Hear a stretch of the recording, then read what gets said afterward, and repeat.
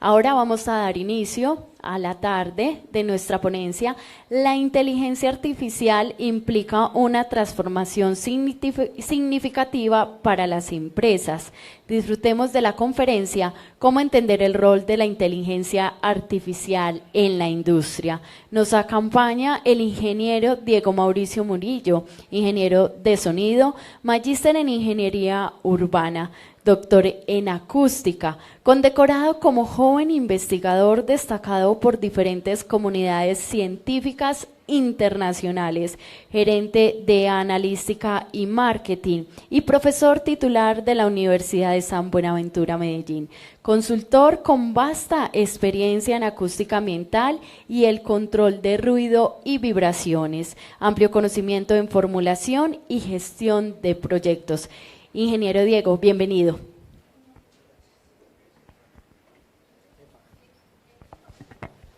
Muy buenas tardes, ¿cómo están? Ya no tan joven investigador, la verdad. Pero bueno. La idea básicamente es tener una charla donde hablemos un poquito de qué está pasando sobre el concepto de inteligencia artificial y cómo la inteligencia artificial está plasmando o permeando diferentes elementos que tenemos dentro de la industria. Entenderán que dentro de una charla de 1 hora, abarcar todo el componente que tenemos en este momento de tecnologías e inteligencia en toda la cadena productiva va a ser difícil.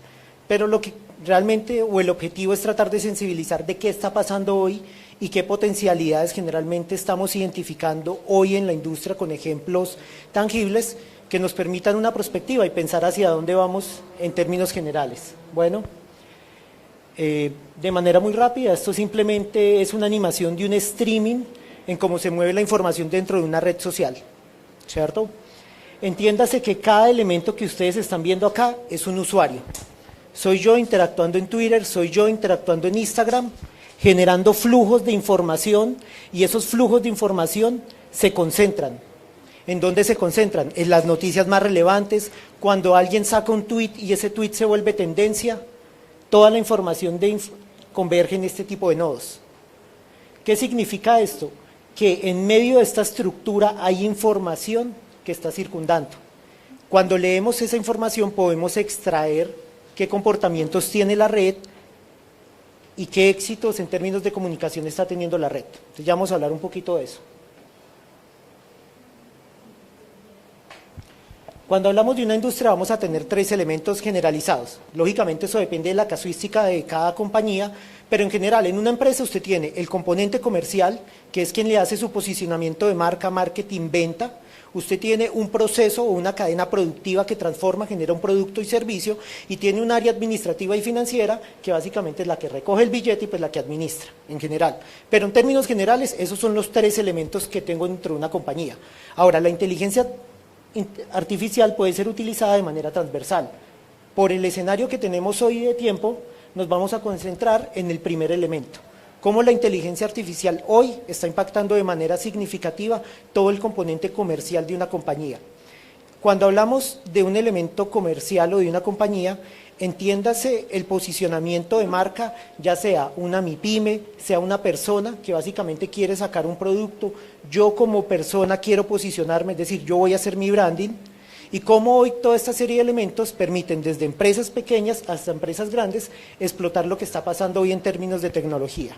Nos vamos a concentrar en el elemento comercial principalmente.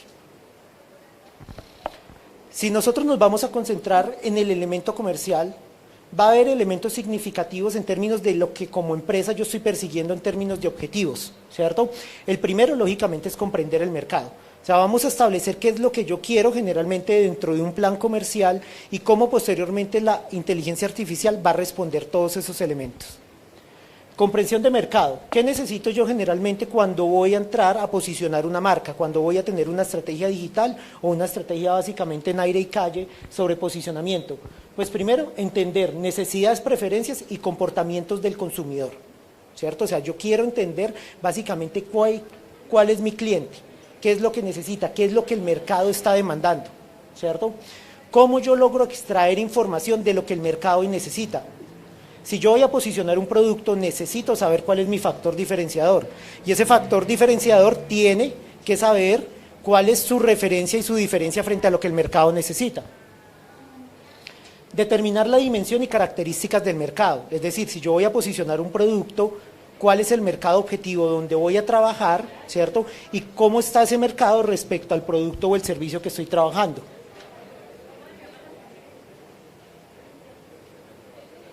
Segmentación de clientes. Yo necesito determinar hacia qué público objetivo voy a trabajar.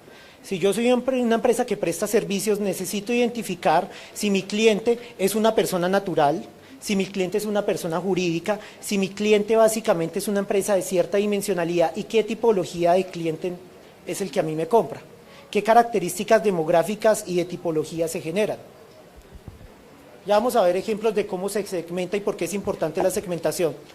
Los negocios generalmente, en esta última década, hay un enfoque grande en el que el negocio se hace con los amigos, por decirlo así, ¿cierto? Entonces, el escenario de empatía y de poder generar engagement para relacionamiento es importante. Entonces, ¿cómo nosotros podemos determinar cuáles son los detonantes o los drivers del público objetivo que a mí me permitan esa cercanía?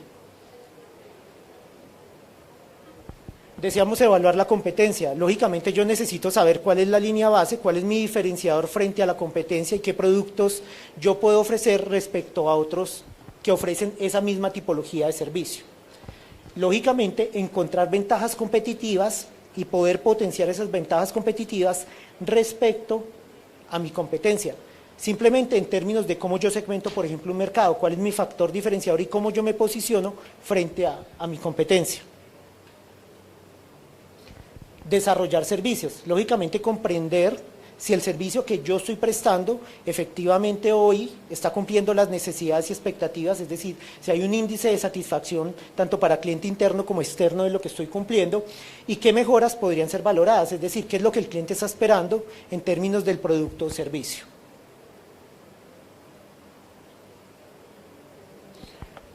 Conocer una estrategia de precios, lógicamente entender el nicho y el segmento de mercado donde me estoy moviendo. Perdón. Qué pena con ustedes que tiene como delay. Lógicamente una planeación estratégica en términos de que pues, el componente comercial hace parte del core dentro de una compañía y lógicamente conocer cómo es la cadena de cliente y todo el viaje que tiene el cliente a través de la cadena de producción y dentro de mi empresa es significativo. Lógicamente, el entender el mercado nos va a servir para poder planear estratégicamente la compañía. Y finalmente, canales de distribución. Esto es una empresa que va a tener servicios y canales de distribución netamente digitales, físicos. Vamos a tener un e-marketing, es decir, voy a vender mi servicio a través de una plataforma como un marketplace, ¿cierto? O voy a vender a través de teléfono. Ahora, ¿cómo respondemos esas preguntas? Esto generalmente es lo que engloba un estudio de mercado. Y hay que entender desde la perspectiva comercial, lo que nosotros queremos básicamente es coger esos insumos, ¿cierto? Y accionarlos. Es decir, comercial debe coger toda esa información que discutimos antes y volverla tangible en un plan de mercadeo, en un acercamiento al cliente, en un desarrollo de productos que permitan pues básicamente que la empresa venda los servicios o productos que ha ofrecido. Sin embargo, desde la perspectiva analítica, lo que se busca es profundizar en los datos. O sea, cómo yo levanto información, datos, ¿cierto?, que permitan transformar esa información, o sea, convertirla en información, básicamente para descubrir patrones, predecir tendencias y optimizar decisiones. En analítica siempre hay un camino claro, que es, yo necesito convertir datos en información. Necesito que esa información permita la toma de decisiones y que esa toma de decisiones genere una ventaja competitiva para el negocio. Ese es el flujo y ese es el lema de analítica. Hoy tenemos un streaming de datos increíble. ¿Cómo hacemos que la empresa explote esos datos y eso genere ventaja competitiva? Ese básicamente siempre va a ser la filosofía. Si usted hace analítica por hacer analítica, pero eso realmente no termina siendo un ROI en la compañía, está perdiendo el tiempo. O sea, realmente el resultado siempre va a ser ventaja competitiva. Lógicamente, desde el punto de vista comercial, la integración de esos dos elementos es supremamente fundamental. Porque si yo voy a posicionar un servicio, voy a posicionar una marca, necesito conocer el mercado. Y la inteligencia artificial hoy ofrece una serie de alternativas y un universo grandísimo para entender necesidad cliente, ¿cierto? Y ese es el core comercial que hoy tenemos. Yo logro detectar necesidad específica de cliente a partir de utilizar algoritmos de analítica, ¿cierto? Y es lo que vamos a hablar un poquito con unos ejemplos generales, ¿cierto? De cómo yo puedo básicamente empezar a extraer información para generar perfilamiento de cliente y ventajas competitivas. ¿Listo? Entonces, ¿cuál es el rol de la analítica de datos para responder toda esta serie de elementos? Lo primero para tener en consideración, cuando nosotros usamos una red social, estamos dejando una huella, y eso es inevitable. Independientemente que se individualice a Pedro Pérez, a Juan, hay un esquema generalizado que permite detectar el comportamiento que un usuario X tiene en una red social. Y esa información permite conocer en general la tendencia de consumo que se tiene, ¿cierto? Entonces, cada vez que nosotros ingresamos a una red social, estamos generando información. Y esa información se puede extraer, se puede analizar y se puede interpretar, ¿cierto? Si esa información de redes sociales se conjuga con variables demográficas, yo puedo empezar a relacionar tendencias de consumo con variables demográficas localizadas y de esa manera hacer segmentación territorial.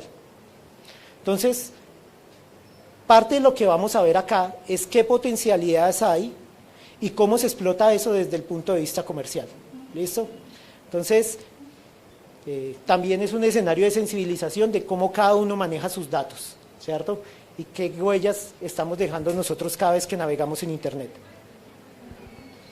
¿Por qué es importante los canales digitales hoy? Esto es información a 2023.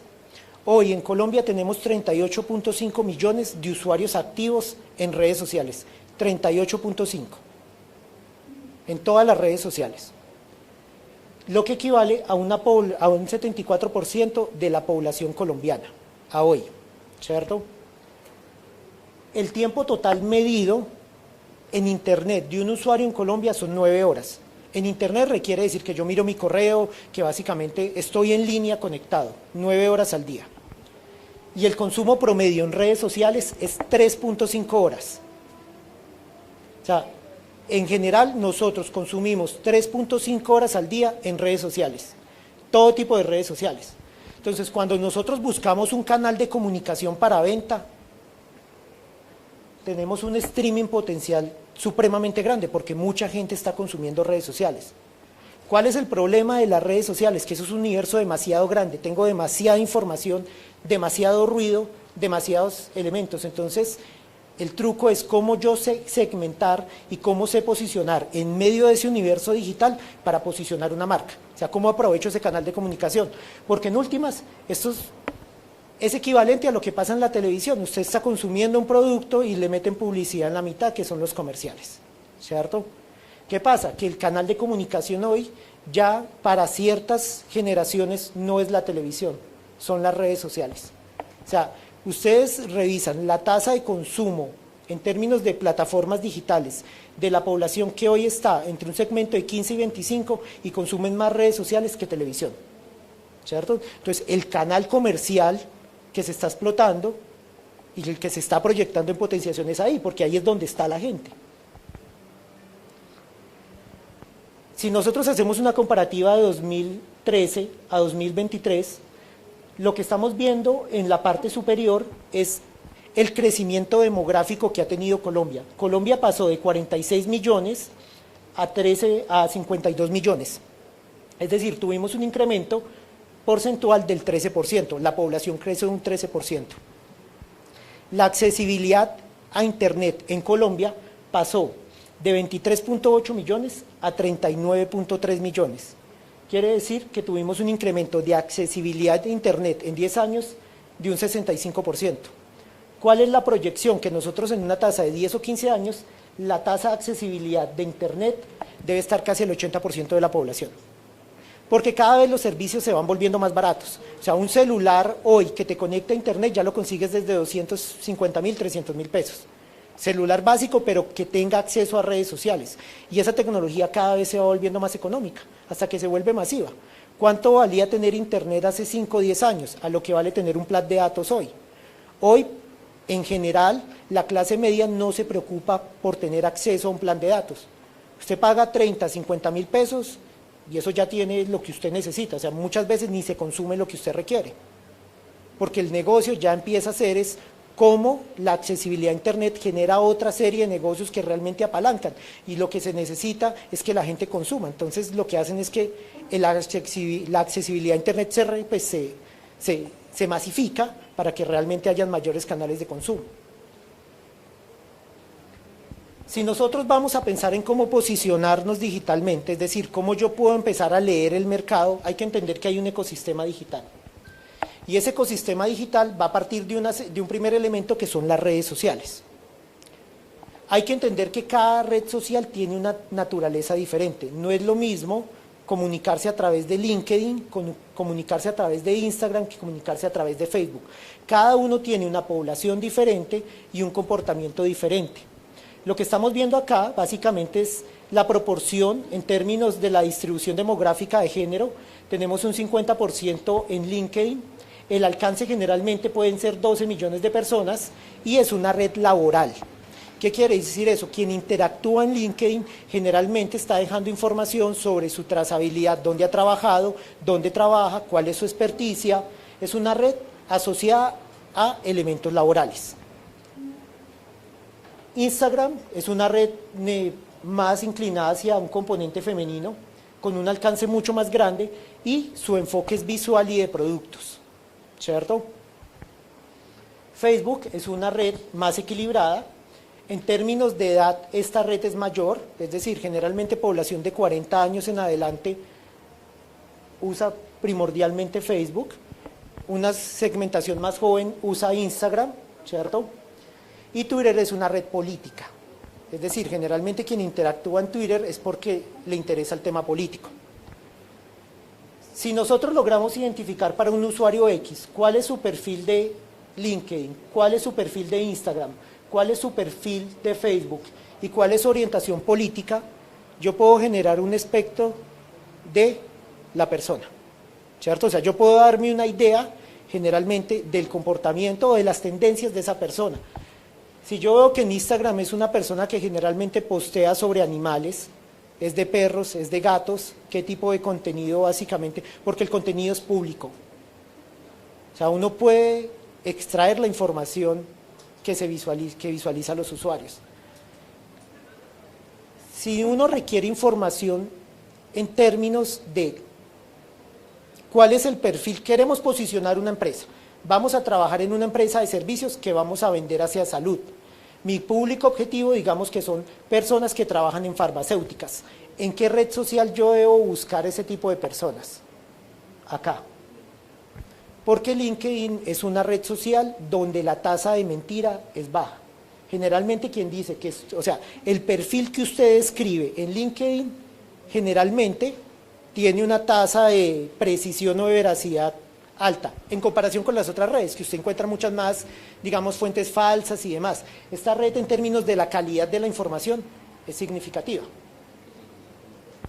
Y se cruza con otras redes, sí, el perfilamiento se hace de manera global. Entonces, si yo quiero conocer mi mercado, lo primero que tengo que empezar a segmentar es qué tipo de contenido está relacionado básicamente con la marca que estoy generando, cuáles son las marcas de referencia, cuáles son las personas claves y qué tendencias describen y esas personas con quienes se conectan para entender el ecosistema.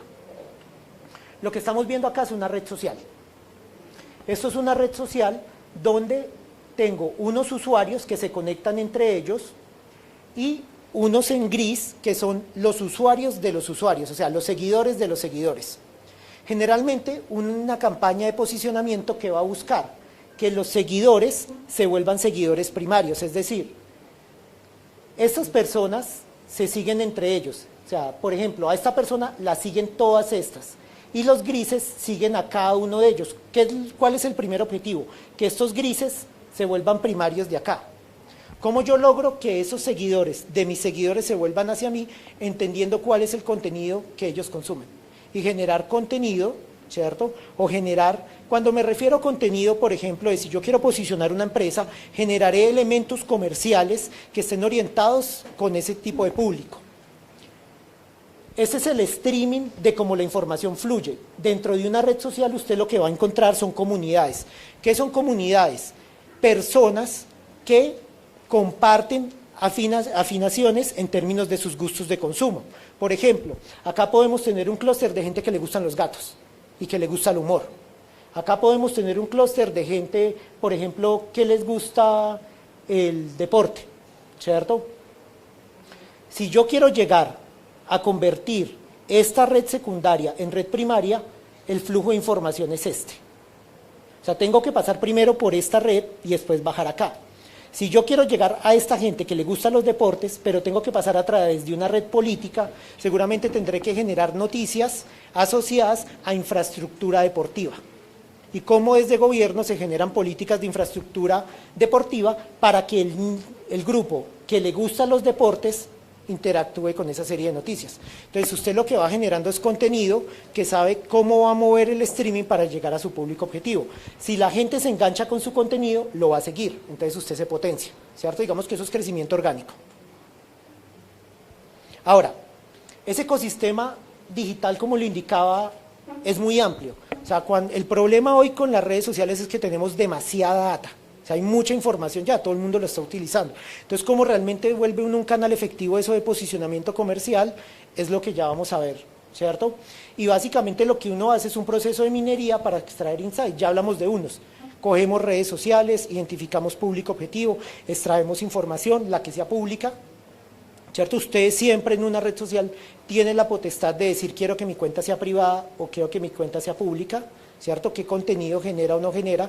La naturaleza de una red social es compartir información, es una red y es social. O sea, una red está hecha para que la información se transmita, ¿cierto? Lógicamente, usted cuando bloquea completamente y privatiza su cuenta, pues usted se está aislando y la interacción de su cuenta va a ser muy poca, ¿cierto? Entonces siempre es un trade-off en términos de qué estoy yo dejando que me lean para que también me vean en el streaming y pues básicamente qué estoy dispuesto, digamos, a sacrificar en términos de mi privacidad. ¿Qué podemos entender si queremos en un ecosistema digital? ¿Qué interés tiene el público objetivo? ¿Qué preferencias tienen? ¿Qué canales de comunicación prefieren? ¿Qué tipo de contenido consumen? ¿Qué edad y género tienen? ¿Y en dónde están ubicados dentro del territorio? Hay elementos que permiten geolocalización, ¿cierto? Por ejemplo, usted puede que en su perfil de LinkedIn no diga dónde vive, pero usted enuncia en qué empresa trabaja. Ya hay una inferencia que le dice a usted en qué ciudad está ubicada esa persona. Y las empresas están geolocalizadas, entonces usted podría como mínimo saber en qué sector esa persona pasa cierta parte de su tiempo, ¿cierto? Y son inferencias obvias, pero casi nadie las realiza. Entonces, si uno quiere georreferenciar a alguien, o deja su red totalmente abierta, hay gente que deja su red abierta y eso mucho cuidado, por ejemplo, a quienes permiten en su red social decir geolocalíceme. Eso permite que a usted le sepan las coordenadas en algún momento de donde está, ¿cierto? Entonces hay que tener mucho cuidado con eso. Pero a través de información secundaria usted puede llegar a geolocalizar. En un restaurante, cuando usted se etiqueta, ¿cierto? En qué zonas usted generalmente consume, qué restaurantes está, en qué ciudades están los restaurantes. Ahora, entiéndase que esto para una sola persona pues se puede hacer manual, es lo que denominan como un stalker, que se pone a mirar qué es lo que hace la otra persona y mira. Pero cuando usted realmente quiere hacer un estudio de mercado grande, esto no se puede hacer manual. Esto tiene que tener algoritmos de automatización que entren a una red social, descarguen la información, la sistematicen en una base de datos, geolocalicen, ¿cierto? Entonces, el rol de la inteligencia artificial es automatizar esa serie de procesos y sacar insights sobre esa data, ¿cierto? Por ejemplo, la dirección no aparece, entonces hay que tener un geocoding que haga que la dirección sea legible para poderla poner en un mapa, por decirlo así. Lo que estamos viendo acá es generalmente cómo usted puede hacer un estudio general de mercado. Si usted va a segmentar en cierto grupo, usted lo primero que hace, por ejemplo, acá miremos en el Oriente. Queremos medir tendencias de consumo en el Oriente en términos de afiliaciones políticas, por eso utilizamos Twitter. ¿Qué es lo que primero usted hace? Todos los medios locales los mapea. ¿Qué usuarios están interesados en ese medio local y qué tipo de contenido interactúan con ese medio local? Acá voy a hablar de diferentes ejemplos, comerciales, política, posicionamiento. El objetivo de la reunión, de la charla es tratar de que todos entendamos la potencialidad de esto, porque esto puede ser aplicado a todo lo que usted se imagine, es más de proyectar y ver qué está pasando hoy, ¿cierto? Porque esto está pasando, esta es la realidad hoy, básicamente como comercialmente y general, y pues en industrias, como se están trabajando procesos y segmentación. Yo leo básicamente las diferentes redes sociales y determino pues cuáles de ellas tienen mayor seguidores, qué tipo de seguidores tienen. Una vez que detectamos diferentes redes, empezamos a establecer cuáles son las palabras claves que describen esa población. ¿Dónde se sacan esas palabras claves? De las biografías y el contenido que la gente genera. Cuando usted abre una red social, usted dice, yo soy Diego Murillo, creo en Dios, o a veces en sus posts dice firmes, no sé qué, Toda esa información se sistematiza.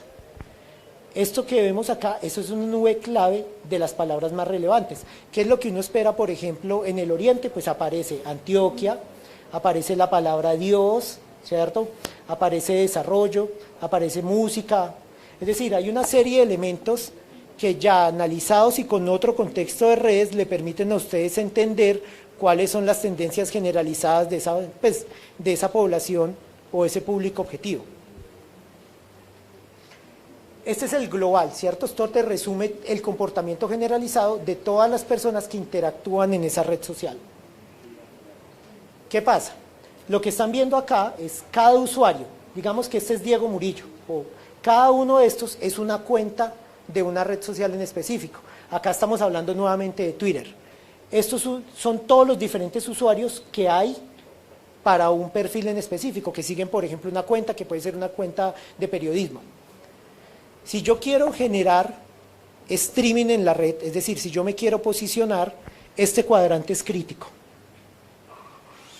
Porque este cuadrante te dice que este perfil tiene más, ¿cierto?, de 10.000 seguidores y ha generado más de 10.000 tweets, es decir, es una persona que es activa en la red social.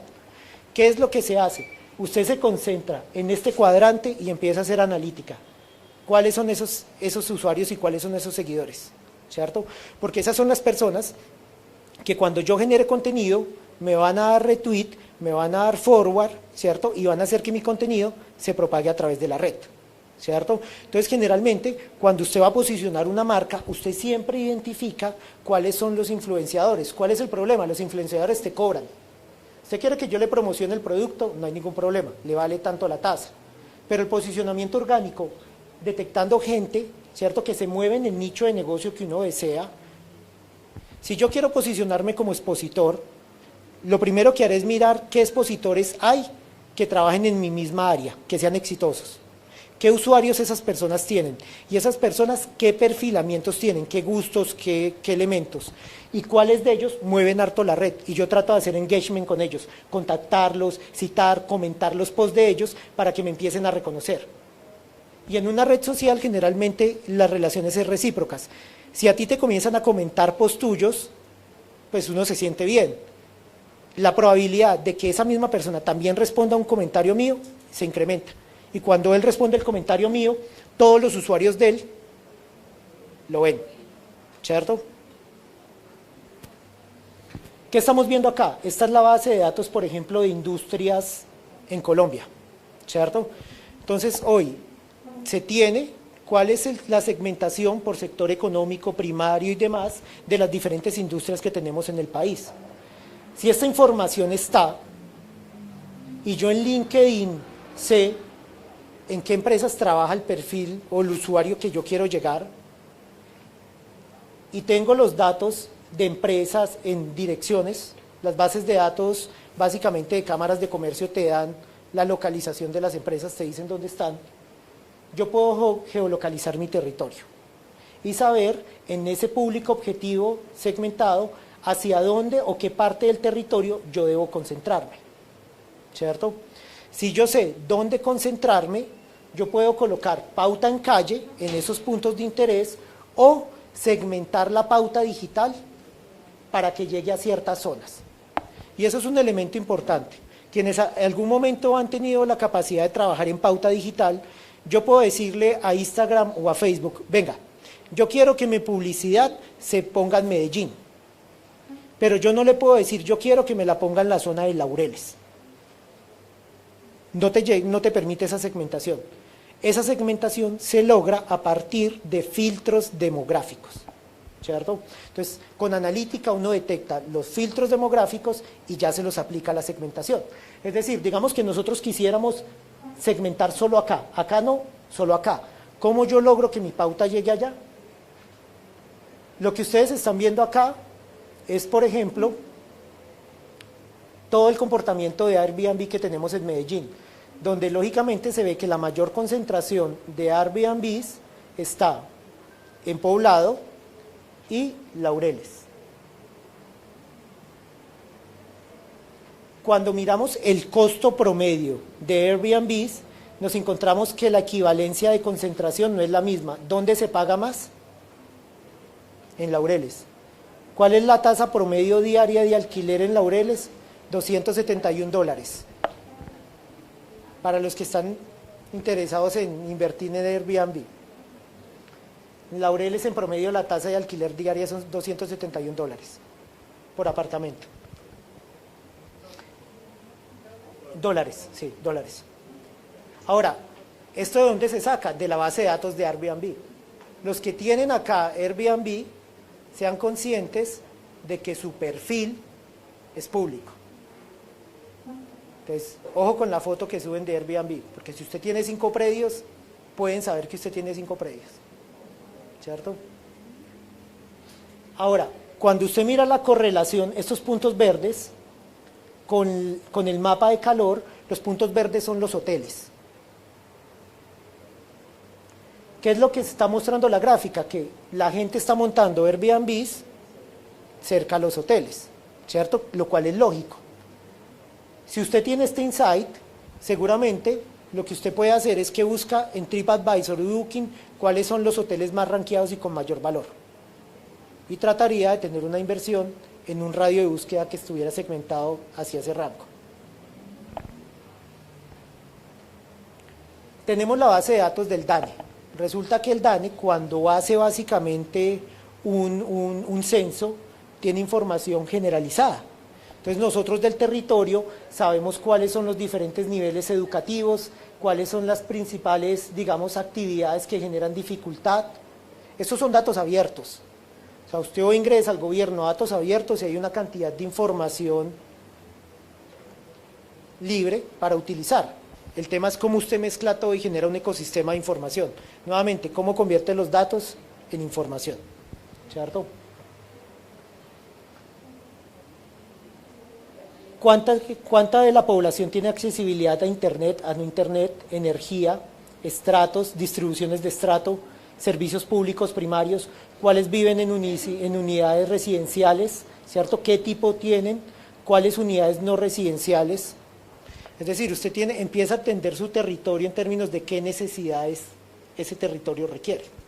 Si usted mezcla esa información con lo que la gente postea en términos de quejas, de falencias, tiene usted una lectura de necesidades propias. Lógicamente esto en temas políticos tiene un contexto grande porque territorialmente te da base de lo que está pasando en la población.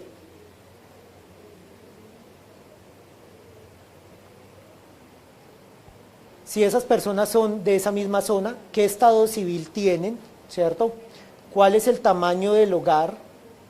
¿Y cuál es la pirámide poblacional que se tiene para diferentes tipos, rangos poblacionales? ¿Para qué sirve todo eso? Para posicionamiento digital. Cuando usted va a segmentar, yo no le puedo decir nuevamente, yo quiero pautar en Laureles, pero yo puedo determinar que en un sitio en específico la gente con formación de posgrado se concentra en esta área. Rojo significa que se concentra. Entonces, si yo quiero pautar ahí, lo que hago es que coloco un filtro donde digo, llégueme a Medellín, eso no es Medellín, eso es Ibagué, llégueme a Ibagué, pero solo con los perfiles que tienen posgrado. Él inmediatamente va a segmentar la publicidad acá. Aquí vemos la variación poblacional, de cómo se concentra la población en un territorio. Entonces, si yo quiero llegar a este costado, tendré que segmentar en este grupo poblacional, ¿cierto? Y pues con estas características. Entonces, toda esta información se empieza a mapear, ¿cierto?, con el fin de que la publicidad sea objetiva hacia el público que realmente yo requiero. Elementos tan sencillos como los nombres. Si dentro de un territorio yo tengo todas las redes sociales, y en esas redes sociales cada uno pone los diferentes nombres, si yo voy a sacar una publicidad, por ejemplo, digo, hoy estamos representando a todas las personas, representamos a Jesús, a María, a Andrea. ¿Qué nombres son los que se representan, por ejemplo, en una pauta? Los nombres más repetitivos en ese territorio. Porque cuando alguien va a ver ese mensaje y ve que le nombra, que nombran su nombre, eso genera engagement, genera identificación y cercanía. Entonces son elementos tan sencillos como conocer dentro de una población cuáles son los nombres más repetitivos, ¿cierto? Distribuciones por género, nuevamente, distribuciones por edades. También se puede segmentar por género, ¿cierto? Entonces, nuevamente, el objetivo realmente de la charla es como ¡pum!, ¿cierto? O sea, entender un poquito de cómo todo esto realmente está pasando y cómo realmente una buena estructuración de un sistema de información permite realmente explotar esto en términos de posicionamiento comercial. Cuando nosotros vamos a pautar, generalmente nosotros escogemos un escenario y te dice, mire, el alcance potencial que usted tiene son 50.000. ¿Qué quiere decir eso? 50.000 posibles cuentas lo van a ver. De esas 50.000, uno sabe que hay una tasa de porcentaje, realmente la efectividad es del 10, y ese 10, el que realmente logra centrarse con su campaña va a ser por ahí el 1%, etcétera, etcétera. Esta es la distribución poblacional y este es el rango de interés con el que usted va a segmentar. Resulta que yo le quiero llegar a un cliente y yo conozco que ese cliente, por su consumo en Instagram y demás, tiene cierta serie de gustos. Yo pauto en Instagram y pauto en el grupo segmentario que yo sé que es afín a los perfiles de esa persona. ¿Para qué? Para que vea mi publicidad. ¿Cierto? Entonces, el conocer la tendencia de consumo lo que permite es dirigir la publicidad que yo deseo a ese grupo en específico, ¿cierto? ¿Cómo funciona generalmente esto? Y con eso ya vamos generalmente a culminar. Cuando usted tiene todo este mapa, ¿cierto? Es decir, tiene en su cabeza todo ese ecosistema y vamos a lanzar una marca o vamos a potenciar una marca, hay tres momentos. Hay un momento de reconocimiento, hay un momento de atracción y un momento de conversión. ¿Qué quiero yo en el reconocimiento? Que identifiquen que yo existo. Entonces, si yo soy una empresa que se llama, no sé, Lácteos algo, necesito que en el streaming aparezca Lácteos algo, Lácteos algo, Lácteos algo. O sea, que la gente simplemente lo identifique, ni siquiera se puede quedar a ver el contenido, pero que lo reconozca, o sea, reconozca la marca. Una vez que yo logro un buen reconocimiento, y generalmente el reconocimiento se hace con escenarios de humor, es decir, algo que a la gente medio lo cautive, ¿cierto? Digamos que el contenido de valor ahí no es tan fuerte. Es más de que me reconozcan y tratar de que la gente se quede un momento. Una vez que yo logro esa etapa de reconocimiento, entra una etapa de atracción. ¿Qué es una etapa de atracción? Donde generamos valor, donde yo ya empiezo a segmentar el usuario que yo quiero. Cuando yo genero valor, yo ya no voy a decir lácteos no sé qué, sino saco un post donde digo, miren, el proceso de creación de leche se optimiza de la siguiente manera, o sea, genero información que a la gente le dé valor. Entonces ya dejo de ser un escenario de reconocimiento a generar algo, un contenido que la gente aprecie, que me dejen la información. Muchas veces, no sé, por ejemplo puede ser el de cocina, ¿cierto? Explican cómo funciona un cuchillo, cómo funciona un proceso, etcétera, etcétera. Y finalmente viene un escenario de conversión donde la gente le da clic y llega a mi landing page, a mi página web, ¿cierto? Hay que entender que todo este ecosistema va conectado. Yo puedo saber desde la red social quién se movió directamente a mi página web y qué contenido revisó y cuánto tiempo se quedó en la página web, ¿cierto? O sea, todas esas métricas están conectadas hoy. Generalmente, ¿qué se hace? Se sacan diferentes campañas, entonces listo, yo identifico que mis públicos objetivos van a ser estos, se mueven más o menos en este rango, y lo que se hace es que se hacen segmentaciones, y esas segmentaciones se publican, se publicitan, se hacen videos o contenido específico para cada una de ellas, Y lógicamente se mide cuál es el grupo que está teniendo mayor interacción con ese segmento. Entonces ahí yo identifico qué tipo de contenido está pegando más con el grupo al que yo quiero llegar. ¿Te lo permiten? Tú puedes segmentar en grupos en Facebook, vos puedes decir, yo quiero que este post llegue a gente de este lado, gente que tenga posgrado, gente, por ejemplo, que esté divorciada. Ah, pues exacto. O sea, ¿cómo lo sabe quién? ¿La persona o Facebook? ¿Cómo lo sabe? Pues en posgrado, porque lo que pasa es que Facebook no tiene solo información de Facebook. Facebook tiene información de otras redes sociales en las que se comparte, entonces ellos tienen un perfil demográfico tuyo súper claro. Yo solo les hago una consulta, ¿quiénes de acá tienen iPhone? El iPhone no se desbloquea si usted no lo mira. Póngale la firma, que mientras usted mira Instagram, ellos están midiendo cómo se dilata su retina frente al contenido que genera. Eso es completamente probable que lo estén haciendo, para mirar la eficacia del contenido. Porque cuando usted consume algo que le gusta, usted genera una emoción, un retorno facial. Les aseguro que eso se está midiendo. O sea, y si no lo están midiendo, eso lo van a medir pues es obvio. Es como cuando al inicio ellos no medían la tasa de retención. O sea, usted scrolleaba y eso era así. ¿Qué empezaron a medir después? La tasa de retención. Venga, ¿dónde usted deja el dedo quieto? ¿Y qué es lo que usted mira? ¿Cierto?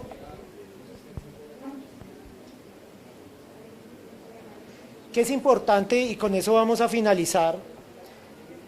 En términos del impacto que se genera en un contenido. Una cosa es que usted vea, o sea, otra cosa es que a mí me vean y otra cosa es que yo realmente esté generando conversiones. Esta gráfica que están viendo acá es una gráfica, una métrica importante que generalmente en un equipo comercial no se mide. Cuando a mí me invierten en pauta, yo digo, mire, tuvimos 30.000 visualizaciones y eso, bueno, nos vieron 30.000 personas, pero eso no significa que el mensaje haya llegado. Lo que usted está viendo acá es la tasa de vistas respecto o de reproducciones a la tasa de los que vieron el contenido. Una vista es cuando usted está pasando a través de Instagram y el video se mueve, ¿cierto? Cuando yo me quedo a mirar el contenido, eso es un play, un view, ¿cierto? ¿Cuál de las dos campañas es más exitosa? Esta de acá, porque este reproduce alto, pero también se quedan a mirar el contenido significativos. Aquí tuviste más de 25.000 reproducciones, pero quien realmente se quedó a mirar ese contenido fueron 1.000, 2.000 personas, eso no pegó. Acá tuviste 15.000 reproducciones, pero tuviste más de 7.000 más o menos, 8.000 personas que se quedaron a ver el contenido. Quiere decir que ese contenido sí generó engagement. Entonces la métrica realmente no es quien me ve, la métrica es quien interactúa y se queda con el contenido. Eso es lo que hay que medir. ¿Listo?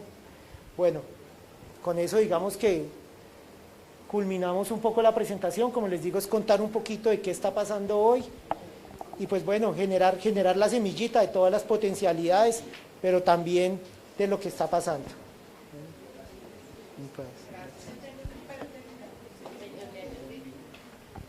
Ingeniero Diego, muchísimas gracias. Podemos tener un espacio más o menos de 10 minutos de preguntas, por si alguien quiere hacerle una pregunta. Por acá tenemos a una personita. Ingeniero, muchas gracias.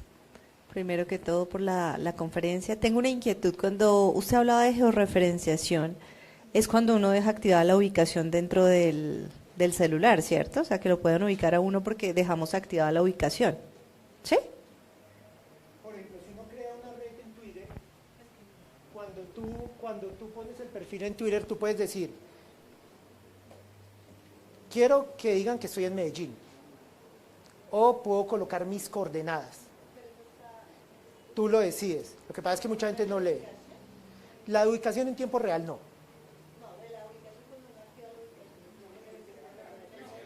Sí, pero ese dato sí es encriptado, ese dato sí es privado, sí, ese no hay ningún problema. En términos de que te lo extraigan en una red, ellos sí te están mapeando. O sea, pues ellos son los dueños de las redes y pues demás, ellos sí están tomando ese dato de geolocalización, claro, pero que un usuario externo pueda extraerlo, no.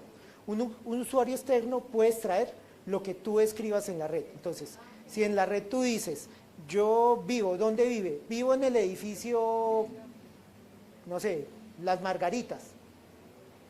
Te cogen un geocoding y dice dónde quedan Las Margaritas y ahí ubican el punto. Entonces, también es de tener cuidado qué tanta información yo estoy sacando. El tema de LinkedIn es una muy buena red, ¿cierto? Porque nos permite un muy buen relacionamiento, pero fácilmente saben en qué nos movemos porque saben dónde trabajan y si sé dónde trabajan, te cruzan con la base de datos de Cámara de Comercio y saben dónde está ubicada la empresa. Entonces, sí, es un tema. Los que tienen inversiones en Airbnb es importante eso, porque pero saben las que tienen Airbnb, no las que no tienen, pero esa información, o sea, pueden extraer, si tú tienes una foto tuya real y se sabe que tiene 5 o 6 propiedades, son connotaciones complejas, ¿no? Entonces, el tema de saberse ser anónimo dentro de una red también es importante. O sea, hasta qué información yo doy y qué información no, ¿cierto? Hay gente que pone fotos familiares. O sea, cosas tan sencillas, pues, son elementos que hay que ir empezando a tener conciencia de lo que está pasando realmente, ¿cierto?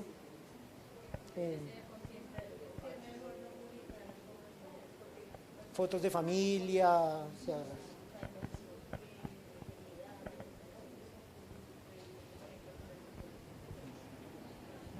¿Ninguna otra inquietud? Todo muy bien por acá. Permiso. Sí, de pronto, ingeniero, muchas gracias, muy valiosa la charla. En el sector económico, salud, ¿qué es lo que más está, digamos, punteando como valor, utilizando la inteligencia artificial y que sepa usted o que esté trabajando?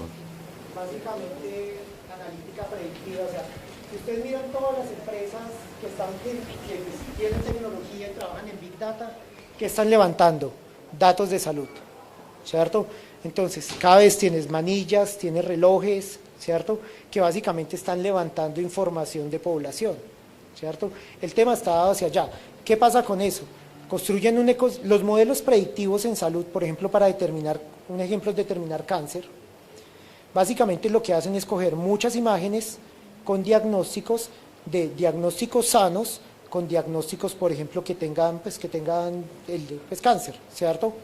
Entrenan una máquina de aprendizaje que tiene ya la capacidad básicamente de determinar con un buen nivel de precisión, estamos hablando de máquinas que ya alcanzan casi un 95% de precisión ya aprobadas, para determinar si, por ejemplo, hay cáncer o no, hasta etapas que a veces son difíciles con otra serie de métodos, ¿cierto?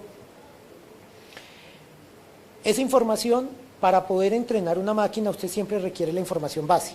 Entonces, para un modelo de cáncer necesito tener mucha fotografía de gente con cáncer, pues, no sé, un tejido mamario con cáncer, un tejido mamario sin cáncer, ¿cierto? Mucha data. Entonces, ¿qué es lo que ahorita están haciendo? Y ustedes ven, cada vez se levantan mucho más elementos que básicamente pues, están censando. Hay elementos, por ejemplo, ya que se colocan sobre el pecho y te miden respiración. Y sobre esa respiración están tratando de determinar, por ejemplo, diagnósticos que pueden tener en términos de si usted tiene problemas pulmonares. Los que en algún momento pues, tienen relojes inteligentes y los conectan a un celular, o sea, les miden asimetría de caminar, tiempos de descanso, qué fases de descanso tienen, ¿cierto?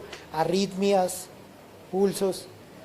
Entonces, en últimas tiene un beneficio porque todo eso se utiliza pues en pro de un elemento, ¿cierto? Que asociado termina siendo preventivo. Usted en este momento hay indicativos de que puede tener un infarto, por ejemplo. Pero eso significa que están levantando data pues, a nivel...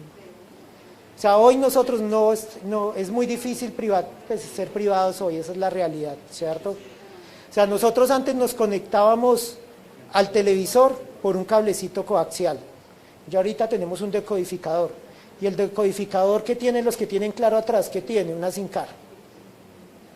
O sea, tendencias de consumo están midiendo claramente. Y pues esa es la realidad. ¿Cierto? Entonces, bueno.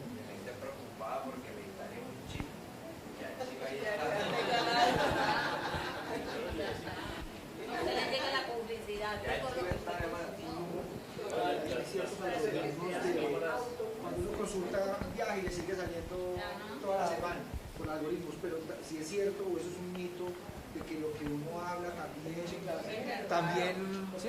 Que si lo que uno habla, que el celular también lo está captando y también para ofrecerle cosas al respecto. Pero eso depende de si usted permite, o sea, por ejemplo,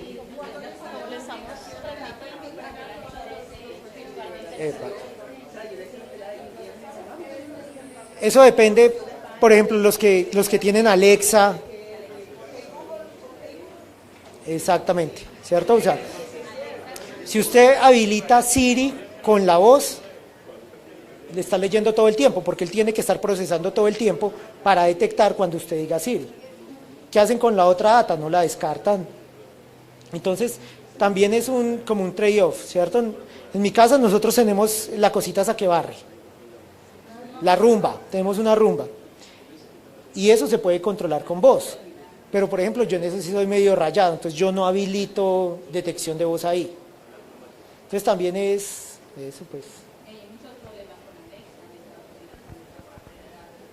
De acuerdo.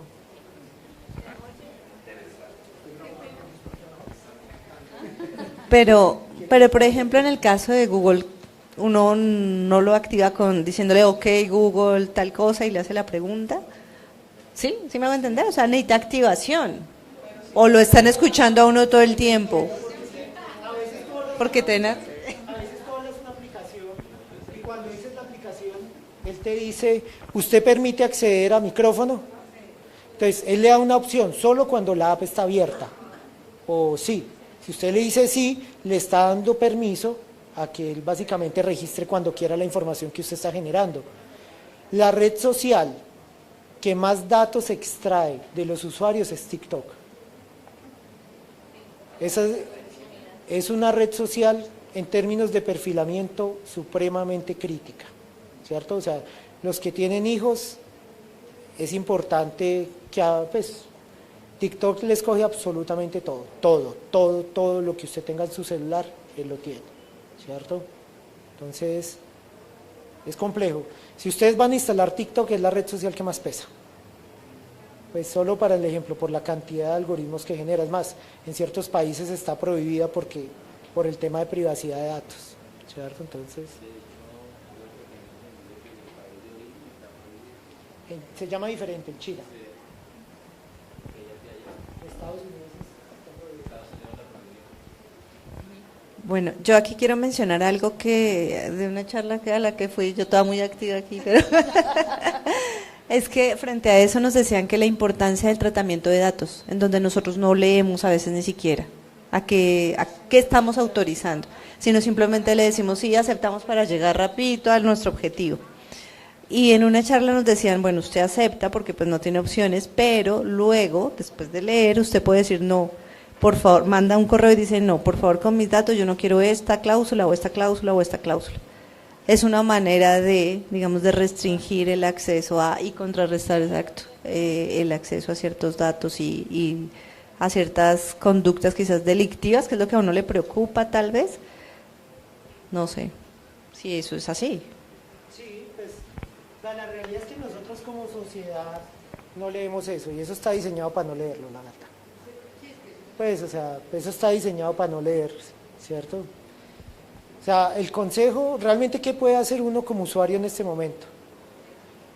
Váyase a las configuraciones de las redes sociales y trate a conciencia de leer qué está permitiendo público y qué no, ¿cierto? Si usted se quiere posicionar, seguramente va a tener que abrirse público, porque yo necesito que la red social me vea, pero entonces no voy a poner contenido que no sea fuera de mi estrategia de marketing, no voy a poner nada personal, familiar y demás. Creo una cuenta asociada para eso. Entonces, lo más básico que nosotros podemos hacer es tomarnos el tiempo de mirar qué estamos dejando en las redes sociales abierto, ¿cierto? Eso es lo más básico. Y ya de ahí, pues, ciertas connotaciones que estemos de acuerdo a sacrificar. Juegos gratis no hay, esa es otra. O sea, así es, juegos gratis no hay. Entonces, usted paga a partir de información. La última inquietud por acá.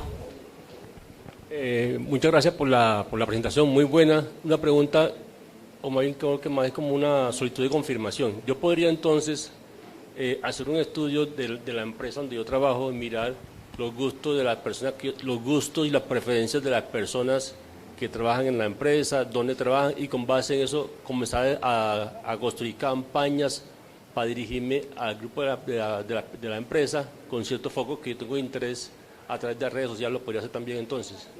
¿Qué tan difícil y qué tanto se puede hacer eso ya realmente? O sea, ¿cuánto puede costar hacer eso? Eso depende del tamaño. Generalmente eso se cobra por paquete de usuarios, ¿cierto? O sea, hay que mirar la dimensionalidad y qué tipos de redes se desea. Generalmente, desde el punto de vista de HE, usted tiene una información propia de la empresa, ¿cierto? Entonces, con esa información, usted ya tiene cierta clase de segmentación, edades, grupos y demás. ¿Qué es lo que uno logra detectar con las redes sociales? Otro tipo de gustos, pertenencias y tendencias de consumo que tendría ese público objetivo. ¿Para qué? No sé, a mí se me ocurre algo. Resulta que descubrimos que la mayoría de personas les gustan los videojuegos. Entonces yo puedo generar campañas asociadas, ¿cierto?, en términos de, pues, no sé, de mejorar, digamos, el clima laboral con un enfoque de que sé que a la gente le gustan los videojuegos. O no sé, puedo regalar un Play 5 en diciembre, estoy diciendo cualquier cosa, ¿cierto? Pero esa información serviría a eso, para complementar ese otro escenario. Es más, hay gente que abiertamente en LinkedIn dice, quiero trabajar, pues estoy buscando trabajo. Y eso no es, no, eso está bien. Y hay gente que dice, pues sí, estoy buscando trabajo y no lo niego y normal, ¿cierto? Ahora, ¿qué porcentaje de su empresa está buscando trabajo? Eso puede ser un indicador importante, ¿no? Claro. Entonces, bueno.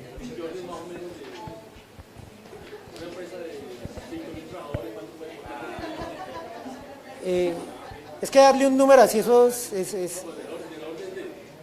no, es que depende del tipo de red social que se requiera, tipos de perfiles, pero un estudio de segmentación de este tipo puede estar sobre 20 millones encima, muy detallado, ¿no? Pues un informe detallado. Eso depende de lo que necesite y qué tanto hay que maciar para llegar allá.